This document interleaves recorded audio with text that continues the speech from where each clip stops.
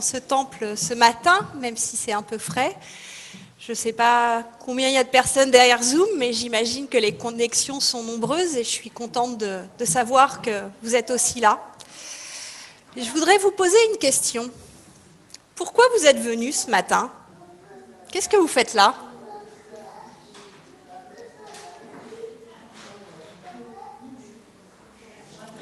Chanter.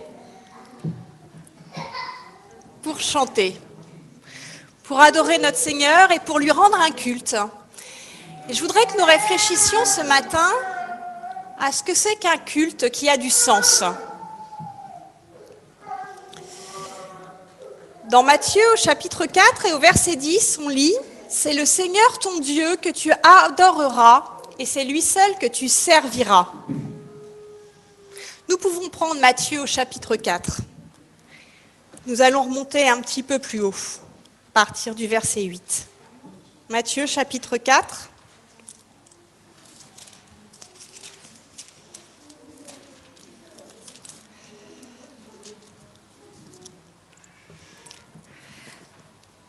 Donc Jésus, nous sommes dans cette histoire que nous connaissons bien, alors que Jésus a jeûné pendant 40 jours dans le désert, et le diable vient pour le tenter.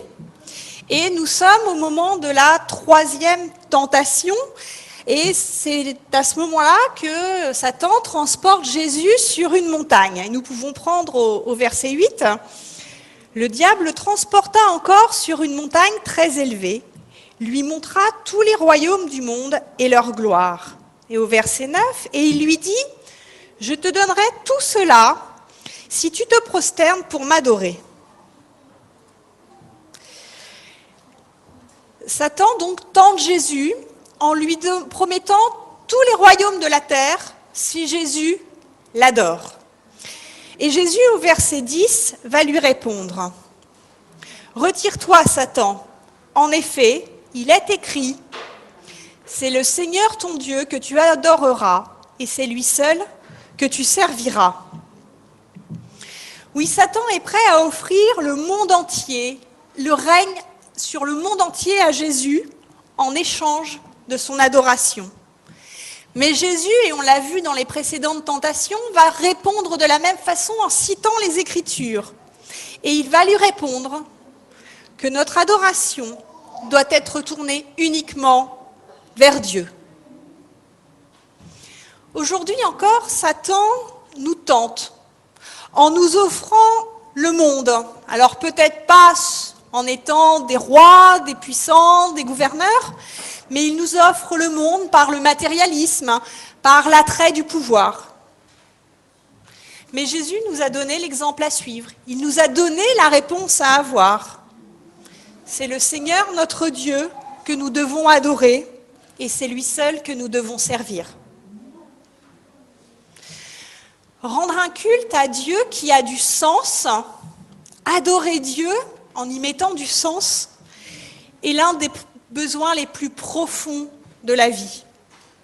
Aussi bien individuellement que collectivement, quand nous nous retrouvons le sabbat matin ou pour d'autres rencontres, il nous est nécessaire de découvrir l'importance de l'adoration et de lui donner une place centrale dans notre vie. Je crois que l'un des points les plus faibles dans ma vie de chrétien, mais j'aurais peut-être envie de dire dans nos vies de chrétiens, c'est l'adoration. Lorsque nous ne trouvons pas la paix intérieure, lorsque nous sommes torturés, demandons-nous si nous n'avons pas une mauvaise façon d'adorer. Un pasteur disait « L'adoration d'un Dieu particulier a toujours pour effet de former un peuple particulier. » Et pour illustrer son propos, ce pasteur cite le peuple japonais au cours de la Seconde Guerre mondiale.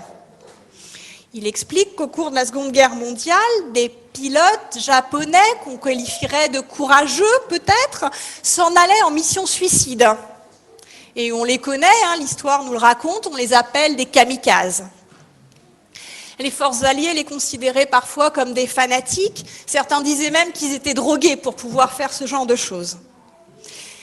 Mais ceux qui connaissent bien l'histoire du Japon, et j'ai été vérifier, et les coutumes, savent que ces missions suicides remontent dans l'histoire du Japon et sont l'expression d'un patriotisme certain, mais surtout d'une dévotion religieuse profonde.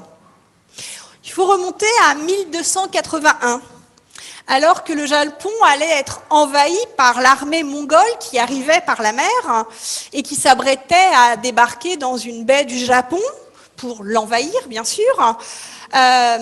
Les soldats japonais se voyaient mal partis lorsque tout à coup il y a eu un typhon qui est arrivé et qui a ravagé l'armée mongole alors qu'ils n'avaient même pas eu le temps de déployer leurs forces.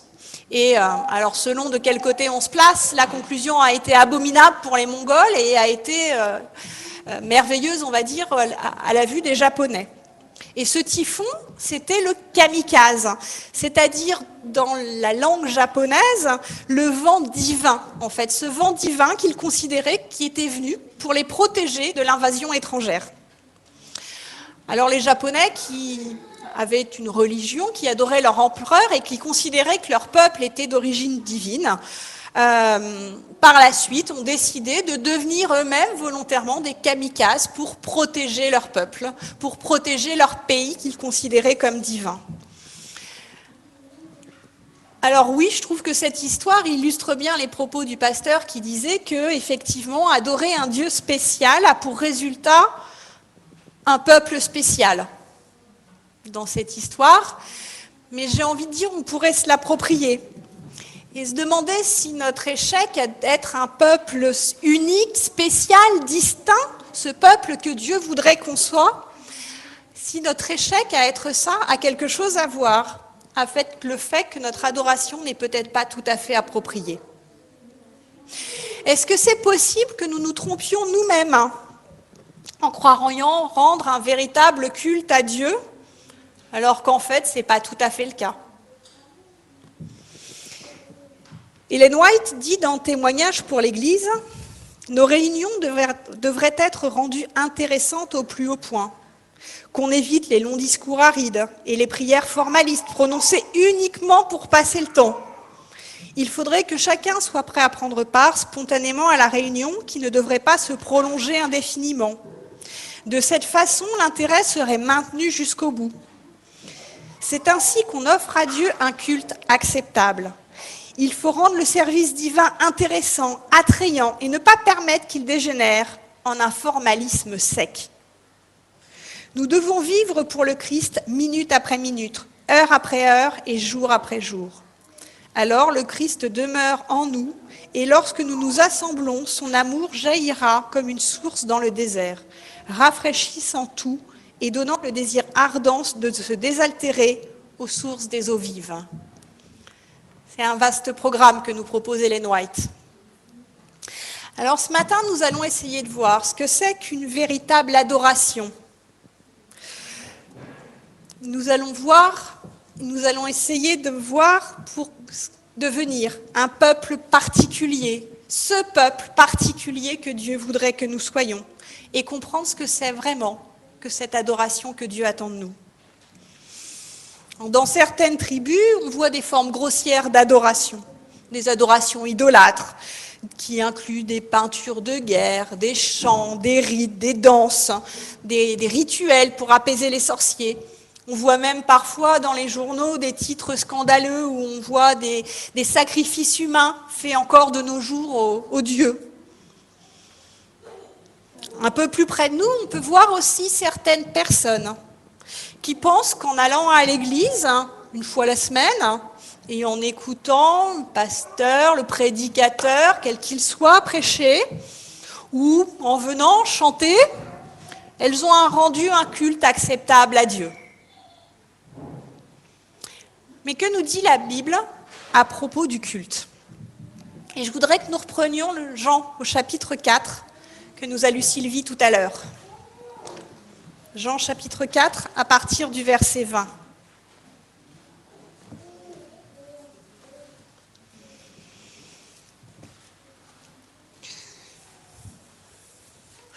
connaissons bien cette histoire, hein, puisque nous parlons de la femme samaritaine. Donc Jésus a quitté la Judée et il veut retourner en Galilée.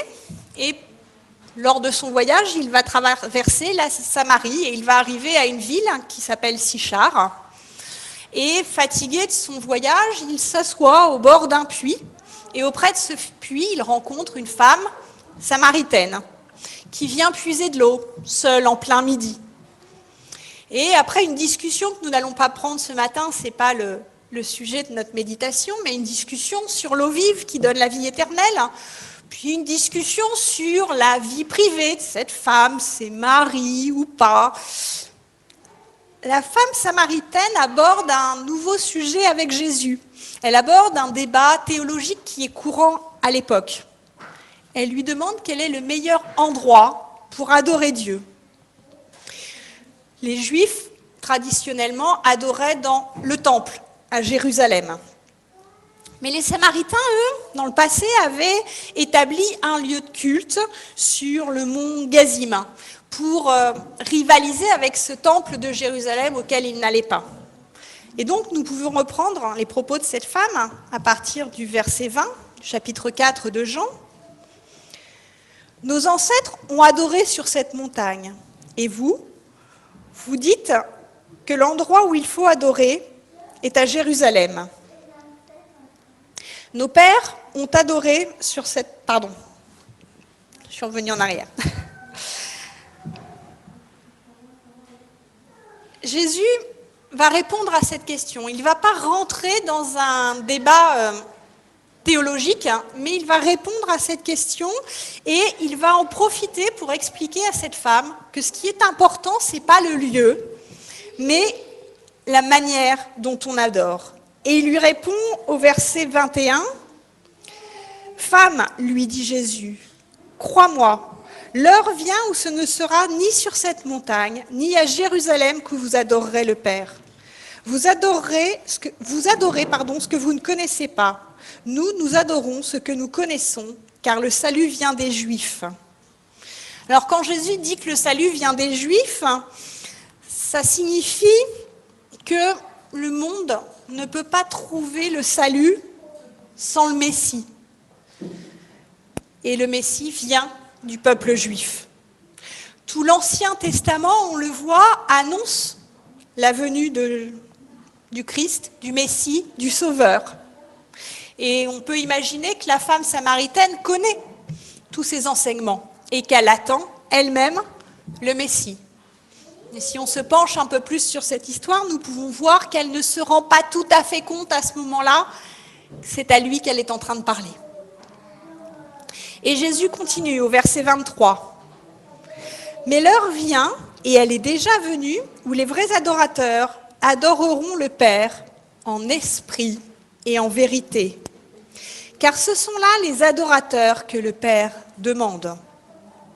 Dieu est esprit, et il faut que ceux qui l'adorent en esprit et en vérité. » Adorer en esprit et en vérité. Jésus le répète 2 fois. Adorer en esprit, ce n'est pas une attitude extérieure, ce n'est pas ce que je vais montrer, c'est ce que j'ai en moi, c'est le Saint-Esprit qui va m'inspirer cette adoration. Et en vérité, j'aurais envie de dire d'un cœur sincère. Adorer Dieu intérieurement, inspiré par le Saint-Esprit et d'un cœur sincère. Lorsque Jésus affirme que Dieu est esprit, par là, je pense qu'il veut dire que Dieu n'est pas un être physique, limité à un seul endroit, au temple de Jérusalem, par exemple. Qu'il n'est pas à un seul endroit, à un seul moment donné. Jésus est partout, Dieu est partout présent tout le temps. Et donc, par là même, il peut être adoré partout, tout le temps, à n'importe quel moment. Ce n'est pas l'endroit du culte qui est important, mais notre attitude intérieure lorsque nous venons adorer Dieu qui compte. Et c'est ça que Jésus veut souligner dans ses propos. Lorsque nous venons adorer, lorsque nous venons rendre un culte, posons-nous la question de savoir si notre adoration est sincère et vraie. Est-ce que nous réclamons la présence du Saint-Esprit pour nous aider à adorer? Alors oui, le culte est à la fois une activité. On se lève le matin, on s'habille, on prend notre voiture, le métro, on vient à l'église, donc c'est une activité extérieure. Mais c'est surtout une attitude intérieure. C'est une réponse que nous donnons à la révélation que Dieu nous a faite de lui-même. Une réponse à son amour.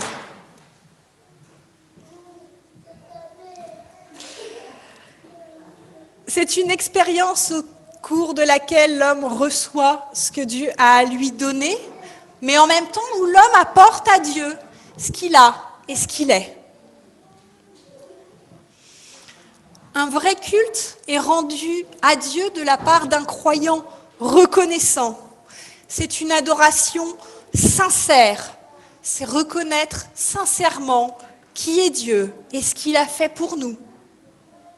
C'est un moment de communion avec Dieu, au cours duquel on est en dialogue avec l'Éternel.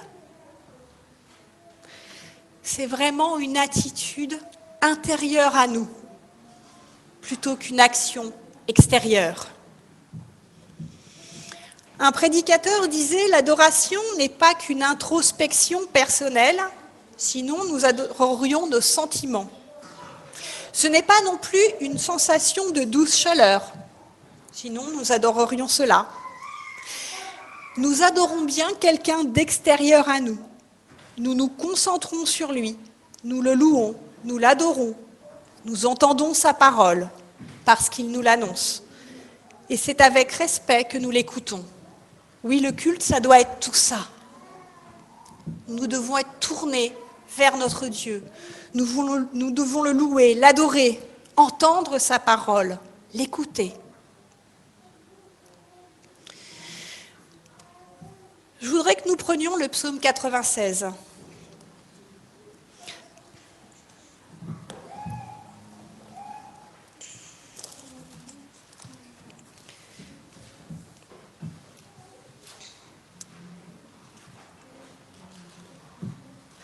Le psaume 96 est dans sa totalité un psaume d'adoration à Dieu. Moi, j'ai comme titre « Comment louer Dieu ?» Et il commence « Chantez en l'honneur de l'Éternel un cantique nouveau. Chantez en l'honneur de l'Éternel, habitant de toute la terre. Chantez en l'honneur de l'Éternel, bénissez son nom, annoncez de jour en jour son salut. Racontez sa gloire parmi les nations, ses merveilles parmi tous les peuples. » Et nous pourrions continuer. Nous pouvons louer l'Éternel, chanter en l'honneur de l'Éternel. Et on le dit plusieurs fois.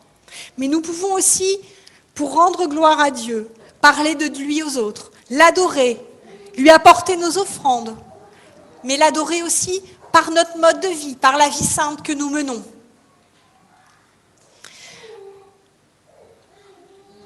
Nous pouvons aussi adorer l'Éternel en réfléchissant à sa majesté, à sa bonté envers nous. Et lorsque nous découvrons cet amour immense qu'il a eu pour nous, en nous donnant son Fils Jésus, nous ne pouvons qu'aller le louer, le glorifier. Lorsque nous regardons à l'extérieur sa création, nous pouvons aussi l'adorer, le glorifier. J'aime beaucoup cette saison du printemps. Pendant l'hiver, tout a l'air mort. On voit les arbres, on se voit des branches sèches, on se demande s'il va pouvoir se passer quelque chose au printemps. Et là, avec les premières chaleurs, les premiers rayons du soleil, on voit des fleurs, des bourgeons renaître, la vie réapparaître, des fleurs qui jaillissent de partout. Mais à chaque printemps, je m'émerveille. Et à chaque printemps, j'ai envie de louer Dieu pour sa création merveilleuse. Colossiens, au chapitre 3 et au verset 16, nous dit « Que la parole du Christ habite en vous, dans toute sa richesse. Instruisez-vous et avertissez-vous les uns les autres en toute sagesse, par des psaumes, des hymnes, par des cantiques spirituels. Chantez pour le Seigneur de tout votre cœur, sous l'inspiration de la grâce selon les traductions, avec reconnaissance. Et quoi que vous fassiez, en parole ou en acte, faites tout au nom du Seigneur Jésus, en exprimant par lui une reconnaissance à Dieu le Père. Une adoration sincère est marquée par la reconnaissance. Ce mot est cité 2 fois dans ce verset. L'accueil aussi de la paix que Dieu nous donne, par son pardon, par son amour, la paix et la reconnaissance de son amour.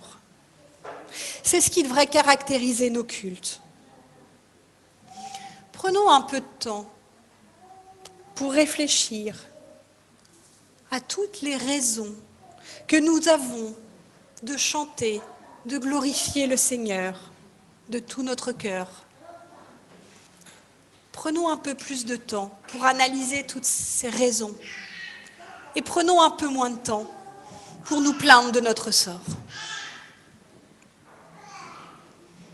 Le moment du culte, lorsque c'est un culte sincère, est un moment d'une grande valeur, est un moment qui relie l'homme à Dieu.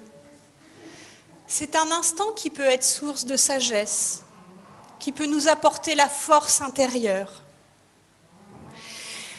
Lors du vrai culte, et nous avons toujours ce moment lorsque nous commençons nos cultes, nous avons un appel à la repentance. Un vrai culte, un culte qui a du sens, est aussi un moment qui nous permet de prendre conscience de nos péchés, puis de les confesser à Dieu, et enfin de ressentir la joie de son pardon. Je vous invite à prendre Ésaïe au chapitre 6, les versets 5 à 8. Ésaïe 6.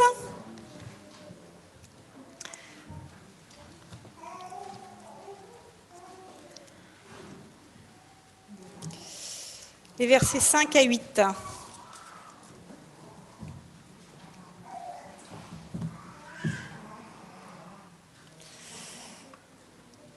Donc c'est Ésaïe qui parle et il dit « Alors j'ai dit, malheur à moi, je suis perdu, car je suis un homme aux lèvres impures. J'habite au milieu d'un peuple aux lèvres impures, et mes yeux ont vu le roi, l'Éternel, le maître de l'univers. Cependant, l'un des séraphins a volé vers moi, tenant une braise qu'il avait prise sur l'autel à l'aide de pincettes.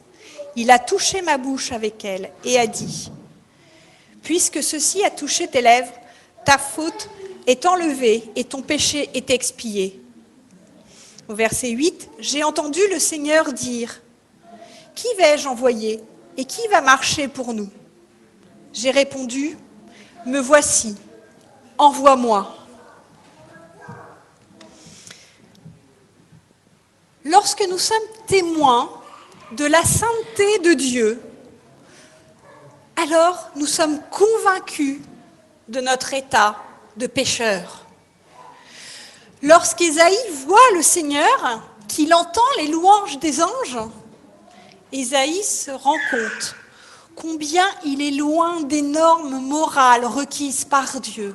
Il se rend compte de son état de pécheur. Et alors, il se repent, il confesse son péché. Et il dit « Malheur à moi, je suis perdu, car je suis un homme aux lèvres impures. » Une confession qui vient d'un cœur sincère apporte le pardon.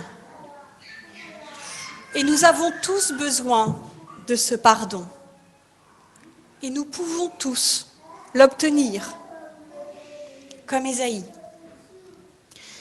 Dans cette histoire, dans ce témoignage d'Ésaïe, il dit qu'un séraphin a touché sa bouche avec une braise ardente. Alors bien sûr, le séraphin accomplit ce geste symbolique pour symboliser la purification opérée par Dieu. Et lorsque Ésaïe se sent pardonné, purifié par Dieu, alors seulement il peut répondre à Dieu et se mettre complètement à sa disposition en lui disant « Seigneur, envoie-moi ». Oui, ce processus de purification est nécessaire. Et pour pouvoir nous aussi transmettre un message de la part de Dieu à ceux qui nous entourent, à nos amis, à nos familles, à nos collègues, à notre entourage, à nos voisins, il nous faut nous aussi prendre conscience de nos péchés, les confesser à Dieu et accepter son pardon pour enfin pouvoir nous soumettre à sa volonté. Alors le moment de culte, que ce soit le culte public du sabbat matin ou le culte personnel, c'est un moment qui va créer une harmonie entre l'homme et Dieu, une harmonie entre l'homme et la volonté de Dieu.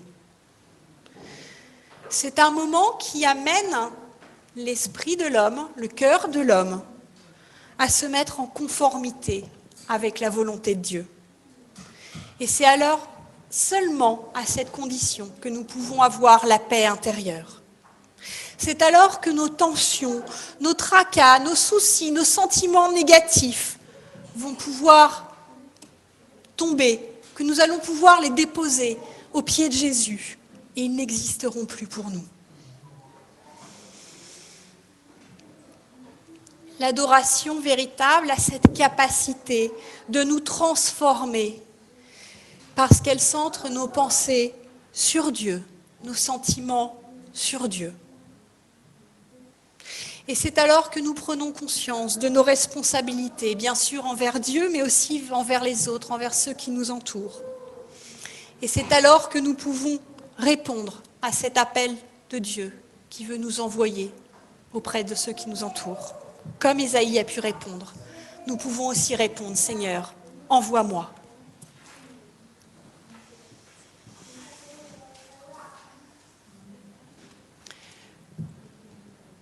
Lorsque nous rendons à Dieu un culte qui a du sens, nous pouvons nous sentir proches de Dieu.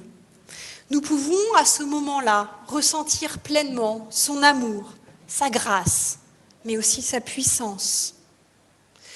Et cette adoration nous permet de croire que Dieu est présent à nos côtés, qu'il est présent là, maintenant, dans le présent, mais qu'il le sera aussi dans l'avenir. Et quoi que puisse nous apporter l'avenir, nous pouvons avoir cette certitude que Dieu est présent à nos côtés. Et c'est alors seulement que nous pouvons nous détacher des choses matérielles, des choses temporaires, et que nous pouvons nous élever au-dessus de ce monde.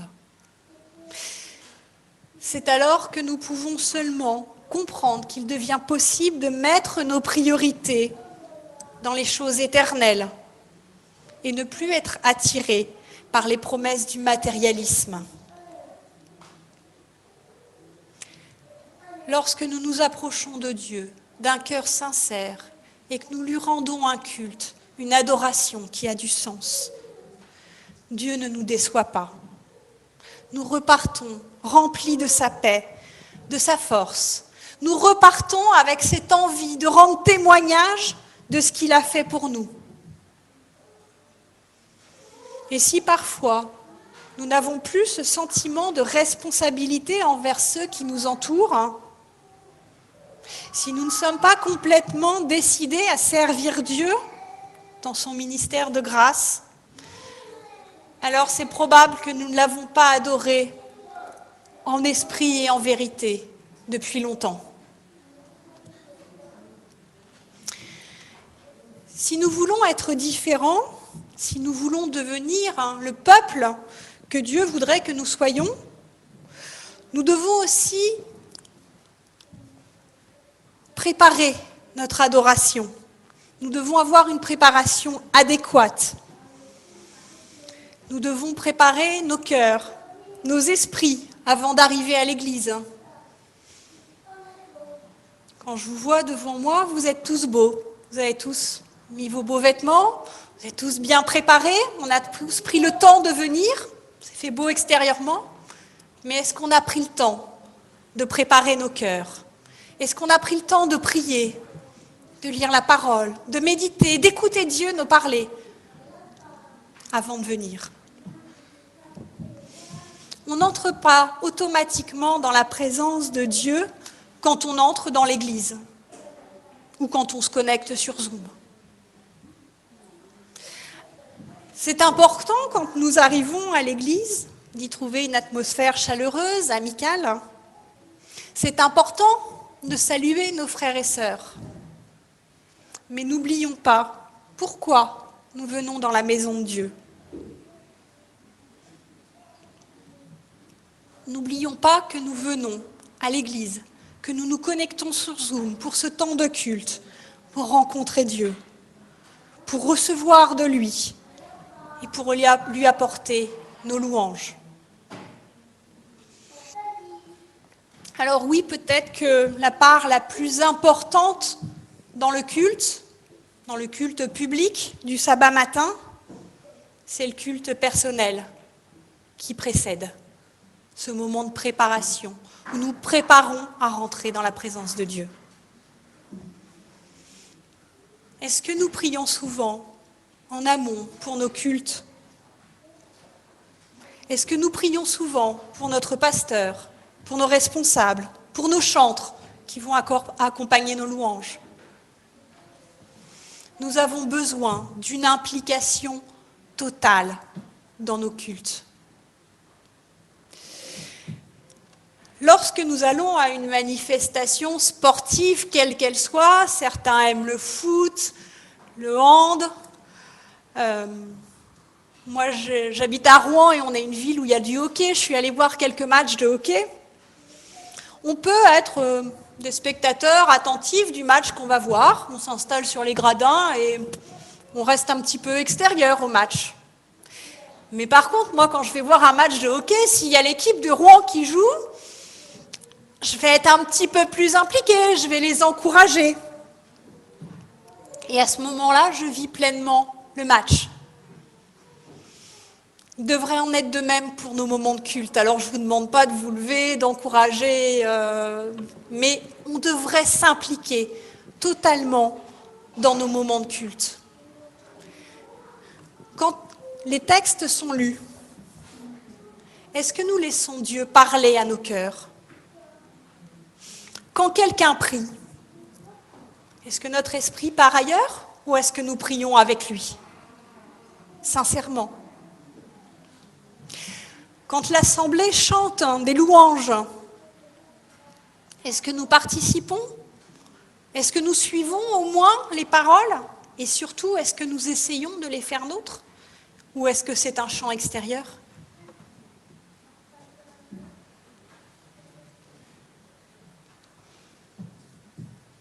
Je voudrais terminer par ce dernier point.